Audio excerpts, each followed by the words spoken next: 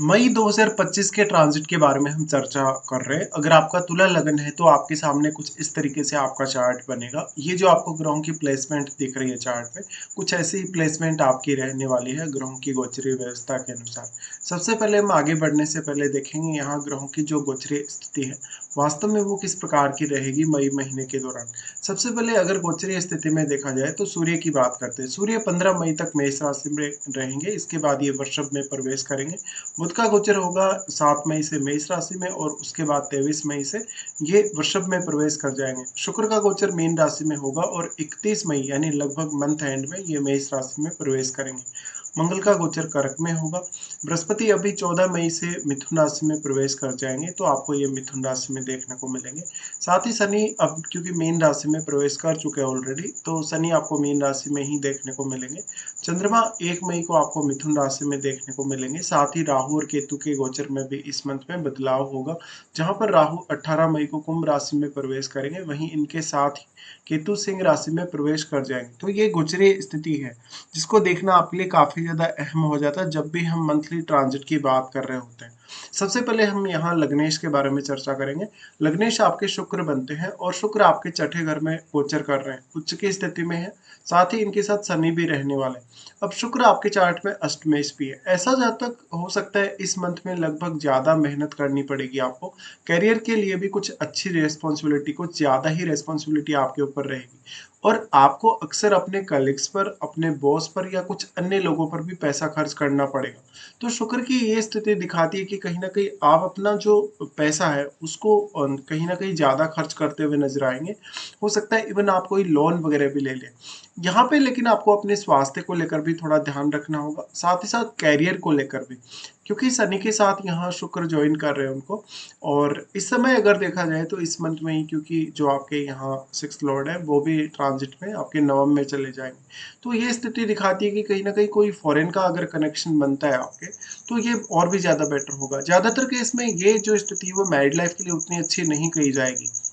हो सकता है कि आप अपने जो मैरिड लाइफ है उसको टाइम नहीं दे पा रहे, अपने पार्टनर के साथ समय नहीं बिता पा रहे, कोई ना कोई ऐसी बाध्यता आपकी रहेगी कैरियर की वजह से।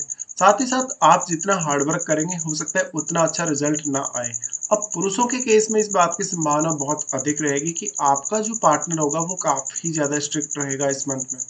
इसके साथ साथ यहाँ शुक्र दृष्टि डालेंगे 12th हाउस पे, 12th हाउस पे दृष्टि डालेंगे तो ये फॉरेन का अगर कोई कनेक्शन बनता है तो आपका बेटर होगा। साथ ही यहाँ अगर कोई फैरी प्लैनेट बैठा है 12th हाउस में, तो ये थोड़ा मैरिड लाइफ डिस्टर्ब होने का भी संकेत हो सकता है। इसके बाद यहाँ से अगर शुक्र के गोचर को देखा जाए तो ऑलमोस्ट वो मंथ एंड में मेष राशि में प्रवेश कर जाएंगे, जहां वो आपके सप्तम भाव में आ जाएंगे। यहाँ पे अब शुक्र क्योंकि अष्टमेश भी है, अष्टमेश है तो कहीं ना कहीं अष्टम भाव से रिलेटेड अगर आपका कोई भी काम है तो उसके लिए आपका हार्डवर्क और भी ज्यादा बढ़ जाता है। इसमें आपको अपना पूर्ण रूप से डेडिकेशन देना होगा। उसके बाद हम देखते हैं मंगल को। मंगल आपके सेकंड लॉर्ड और यहाँ सप्तमेश है। सप्तमेश और सेकंड लॉर्ड होकर मंगल गोचर कर रहे हैं 10वें घर में। अब क्योंकि मंगल यहाँ नीच की स्थिति में आ चुके हैं, नीच की स्थिति होने की वजह से आपके बॉस के साथ, कलीग्स के साथ बहुत ज्यादा आपकी अनबन रह सकती है और अपने करियर को लेकर बहुत ज्यादा डिससेटिस्फेक्शन भी आपके अंदर हो सकता है। मंगल की इस स्थिति की वजह से अक्सर करियर को लेकर आप कुछ गलत फैसले भी कर सकते हैं या बहुत ज्यादा गुस्सा या बहुत ज्यादा तनाव में रह सकते हैं। यहाँ पे अब चंद्रमा का संबंध आपके 10th हाउस से है या नहीं आपकी कुंडली में, ये जरूर देखिएगा, क्योंकि अगर ऐसा होगा तो कहीं ना कहीं अक्सर मानसिक तनाव होने की संभावना ज्यादा रहेगी और आप में एग्रेशन भी उतना ही ज्यादा होगा। मंगल यहाँ से क्योंकि लगन पर ही दृष्टि डाल रहे, लगन पर दृष्टि डालने की वजह से आपको बहुत कुछ करियर में करने के लिए सक्षम बनाएंगे। साथ ही साथ करियर में फुल डेडिकेशन आपका रहेगा, बट वास्तव में जिस प्रकार के परिणाम आप चाहते हैं उस प्रकार के परिणाम आएंगे नहीं। यहाँ पे अब जितना ज्यादा जल्दबाजी करेंगे आपको उतना ही नुकसान होगा। मंगल का दृष्टि 4th हाउस में भी रहेगा, जहां वो अपने उच्च के घर पे दृष्टि डालेंगे। यहाँ पे जो 4th लॉर्ड है वो ट्रांजिट कर रहे हैं छठे घर में, तो कोई भी प्रकार का बहुत बड़ा आर्थिक रूप से फैसला जो आपको लेना है अपने घरेलू जीवन के लिए, वो यहाँ पे आपको सावधानी से लेना होगा। साथ ही परिवार के सदस्यों के साथ थोड़ा मतभेद अगर होता तो सावधानी बरतें।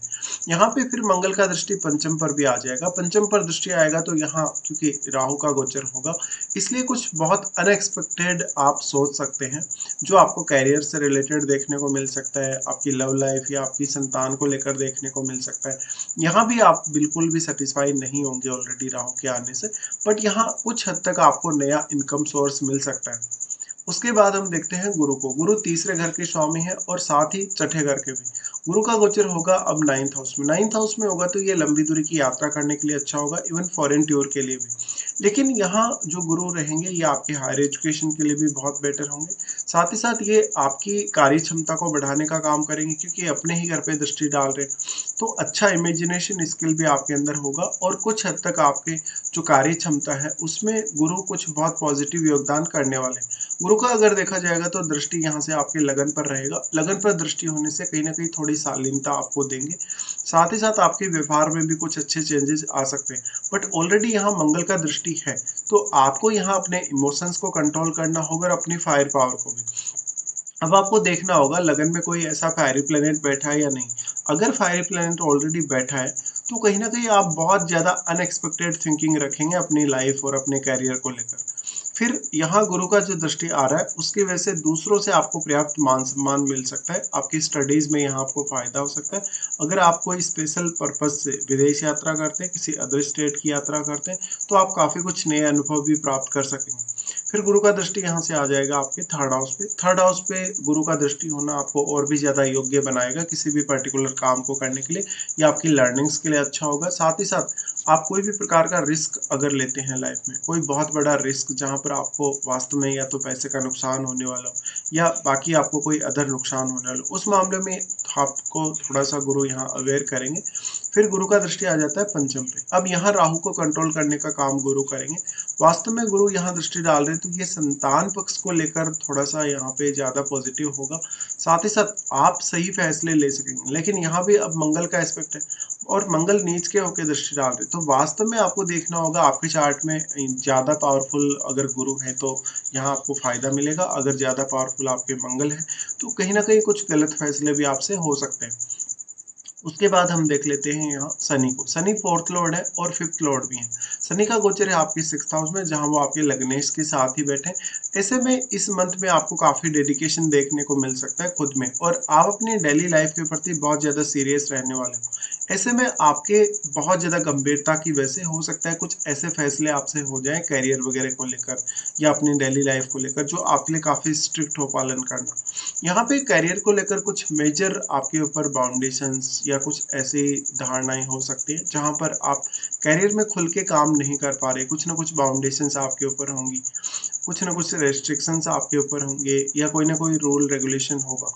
यहाँ पे अब शनि क्योंकि 4th लॉर्ड है, तो 4th हाउस के लिए कोई भी प्रकार का रिस्क ना लें, साथ ही घर से दूर जाना चाहते हैं या इवन लंबी दूरी की यात्रा करना चाहते हैं, तो ये स्थिति काफ़ी बेटर होगी। शनि का दृष्टि फिर अष्टम पर आ जाता है, अष्टम को एक्सप्लोर करने के लिए अच्छा होगा। साथ ही क्योंकि अब वो लग्नेश के साथ ही बैठे और आपके लग्नेश भी अष्टमेश है, कहीं न कहीं ये जो स्थिति होगी कुछ बहुत डीप खोजने के लिए, साथ ही आपके रिश्तों में जहाँ-जहाँ भी आपको प्रॉब्लम्स आ रही हैं, उन प्रॉब्लम्स को आप कैसे दूर कर सकते हैं, ये आपको देखना होगा। तो बहुत ही गहनता से आप यहाँ विचार कर सकते हैं और कुछ अच्छे डिसीज़न भी आप ले सकते हैं। यहाँ पे फिर इनका एस्पेक्ट रहेगा 12th हाउस पे। 12th हाउस पे एस्पेक्ट रहेगा, ये मैरिड लाइफ़ के लिए अच्छा नहीं कहा जाएगा। साथ ही साथ हो सकता है कि आपको ओवरटाइम काम करना पड़े या आपको कहीं न कहीं अपने स्वास्थ्य की परवाह ना हो। यहाँ पे फिर शनि का दृष्टि आएगा थर्ड पे। थर्ड पे दृष्टि आएगा, बट यहाँ थर्ड लॉर्ड का खुद का ही दृष्टि थर्ड पे है। ऐसे में कार्य करना थोड़ा आसान ज़रूर होगा, लेकिन आपके चार्ट में गुरु अच्छी स्थिति में होना ही चाहिए। शनि का दृष्टि थर्ड पे आएगा तो शनि अपनी जो एनर्जी है वो डिपॉज़िट करेगा थर्ड हाउस में। तो अब प्रत्येक काम में आपको खुद का एफर्ट ज़्यादा लगाना पड़ सकता है, और साथ ही साथ किसी अदर पर्सन से कोई भी प्रकार की सहायता की उम्मीद आप यहाँ नहीं कर सकते हो।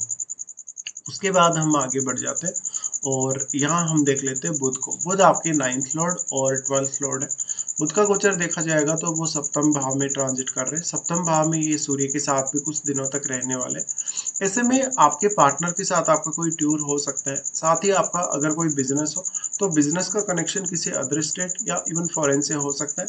साथ ही यहाँ आपके पार्टनर पर आपको ज़्यादा खर्चा करना होगा। साथ ही मनी मैनेजमेंट के मामले में आपको थोड़ी सी समस्याएं होंगी।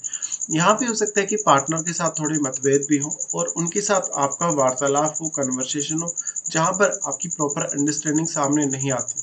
यहाँ पे वैसे भी सूर्य बुध का बुधादित्य योग बन रहा है, तो ये कुछ हद तक आपको खुद को इंडिविजुअली नेम फेम अच्छा देगा, सामाजिक रूप से आपके लिए प्रतिष्ठा लेकर आएगा, बट आपकी मैरिड लाइफ के लिए उतना अच्छा नहीं कहा जा सकता। इसके साथ-साथ आपके पार्टनर के साथ अगर आप ऑलरेडी मैरिड हैं, तो कहीं लंबी दूरी की यात्रा कर सकते हैं, इवन दूसरे स्टेट की यात्रा भी। यहाँ पे फिर इनका एस्पेक्ट आ जाता है लगन पे। लगन पे एस्पेक्ट आता है तो आपके सोचने, समझने और निर्णय लेने के लिए ये दोनों ही ग्रह आपको सपोर्ट करेंगे। उसके बाद हम देखते हैं चंद्रमा को। चंद्रमा यहाँ अब 10th लॉर्ड है और वो आप शुरुआत में अगर देखेंगे तो आपके 9th हाउस में गोचर कर रहे हैं। 9th हाउस में गोचर कर रहे हैं तो ये करियर पर्पज से कोई यात्रा को दिखाते हैं।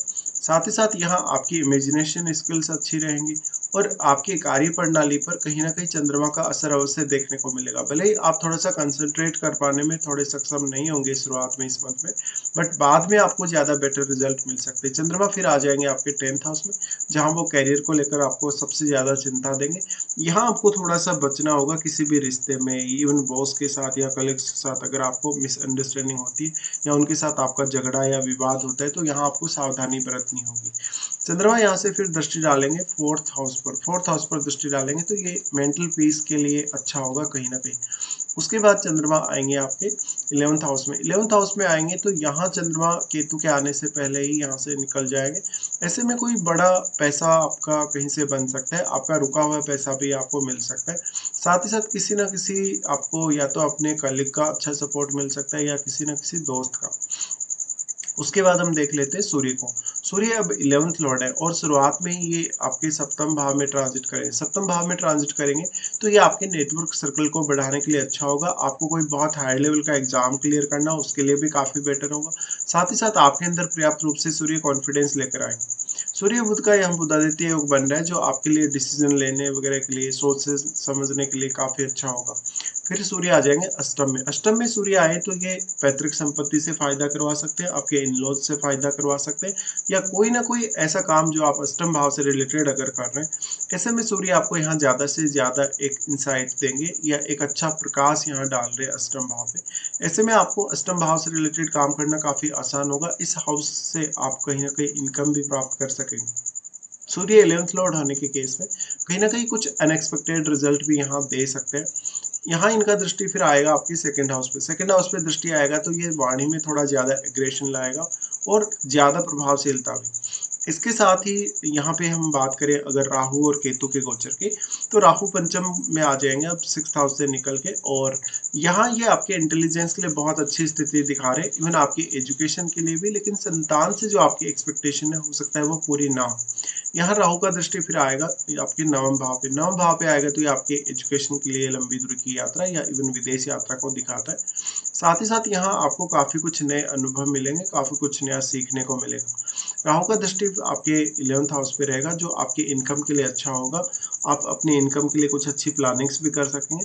बट यहाँ केतु स्थित है। केतु स्थित होने से हो सकता है अब आपके कुछ दोस्त ऐसे हो सकते हैं जो आपको नुकसान कराएँ या आपका गलत तरीके से फ़ायदा उठाएँ। फिर राहु का दृष्टि आ जाएगा आपके लगन पर। लगन पर दृष्टि आएगा तो ये काफ़ी अच्छा कहा जाएगा। यहाँ आपका इंटेलिजेंस बढ़ेगा, आपकी निर्णय क्षमता काफ़ी फ़ास्ट होगी। हालाँकि राहु के साथ कोई अन्य ग्रह बैठा है तो वो आप ज़रूर चेक कर लें। इसके बाद हम देख लेते हैं कौन-कौन से अच्छे दिन हैं आप लोगों के लिए और कौन-कौन से खराब दिन हैं आप लोगों के लिए इस मंथ में।